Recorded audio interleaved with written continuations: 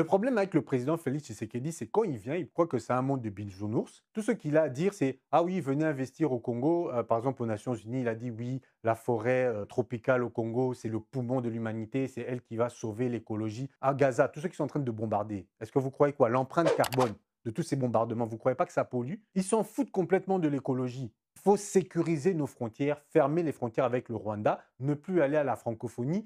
Déjà que la dernière fois que la RDC a organisé la francophonie, il a dépensé plus de 300 millions. Alors que le budget initial était entre 70 et 100 millions, il est monté jusqu'à 300 millions. Des détournements de fonds et personne n'a été accusé, personne n'est enfermé. Les seules personnes qui sont enfermées, ce sont les journalistes d'investigation ou bien maintenant les TikTokeuses. Les TikTokeuses qui ont des clashs avec des pasteurs, c'est eux qu'on met en prison. Mais des ministres, des gens du gouvernement qui ont volé des millions et des millions, oh, la justice, elle est malade, elle est fatiguée, je ne sais pas, il ne sait jamais, et les personnes sont toujours en liberté. L'argent a bel et bien disparu, mais on ne trouve pas les responsabilités. Donc les personnes, ils ont signé, c'est sorti des comptes en banque, mais on ne sait pas c'est qui, on ne sait pas c'est quoi, personne n'est responsable. Et le président aussi de la République, il n'est pas responsable. C'est la faute, je ne sais pas, des ministres, des sous-ministres, de tel ou de tel, mais c'est jamais sa faute. Lui, en fait, il est garant des institutions, mais non, c'est pas son truc. Même quand on arrête un journaliste par les renseignements nationaux qui sont directement liés à la présidence, il n'est pas au courant. Qui est responsable? Est-ce que le président Tshisekedi est directement responsable de ce qui vous est arrivé, à vos yeux? J'ai été victime d'un système. Mais C'est le ce que je sais. système, c'est lui qui est à la tête de ce système, on est d'accord ou pas? On- Ici, on parle seulement d'Estani Boujakera, mais je ne suis qu'un symbole. C'était toute la presse qui était visée. Je parlais tout à l'heure que Oui, mais visé par qui? C'est ça ma question. j'ai été arrêté par qui? J'ai été détenu par qui? Je passais près de 7 mois à Makala, pas parce que je le voulais, mais parce qu'il y avait des puissances visibles et invisibles qui me voulaient à Makala. C'est tout simplement ça. Alors, vous ne voulez pas vous prononcer s'il est responsable de votre incarcération. Est-ce qu'il est responsable de votre libération? On se souvient qu'en février, il avait déclaré oui, ce jeune homme est peut-être en train de moisir en prison. Je vais me pencher pour une fois sur cette affaire et je prendrai la décision qu'il faudra. Et il a dit, le président Tshisekedi, il a dit euh, que Stani Boujaker a été peut-être victime d'une justice malade. À l'heure où on voit des pays d'Afrique en train de se battre pour l'émancipation de l'Afrique, pour reprendre notre respect et continuer le travail de nos aïeux comme Patrice Lumumba, dites-moi maintenant, Patrice Lumumba, qu'est-ce qu'il aurait dit pour le conflit à Gaza?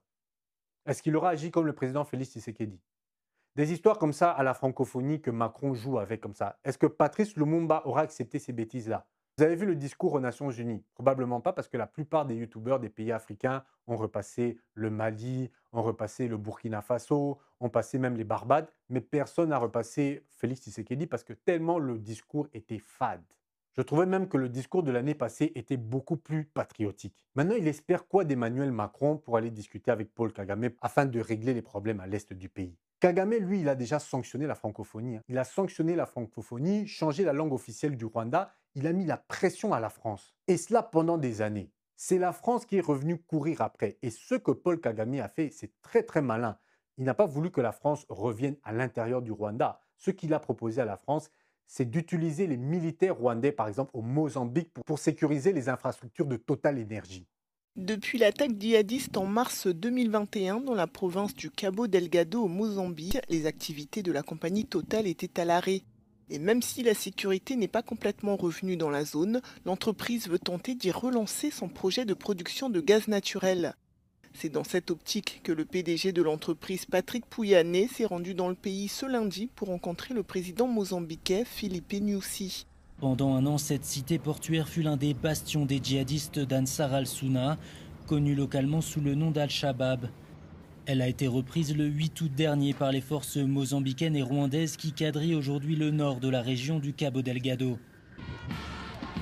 3 mois après le début des opérations, le président rwandais Paul Kagame s'est rendu dans le Cabo Delgado à l'occasion d'un défilé militaire organisé par son homologue. Parce que le président Paul Kagame sait très bien comment les Français ils sont s'ils les laissent intégrer le Rwanda. Ils préfèrent aller foutre la merde dans les autres pays comme en Mozambique parce que le projet de Total Energy au Mozambique va polluer à un tel niveau qu'on estime que l'empreinte carbone sera égale à la pollution de toute l'Union européenne seulement au Mozambique. Et les soldats rwandais sont allés au Mozambique pour sécuriser le Mozambique des villages qui étaient en prise au djihadisme. Et vous pensez que le président Macron va vouloir traiter avec qui?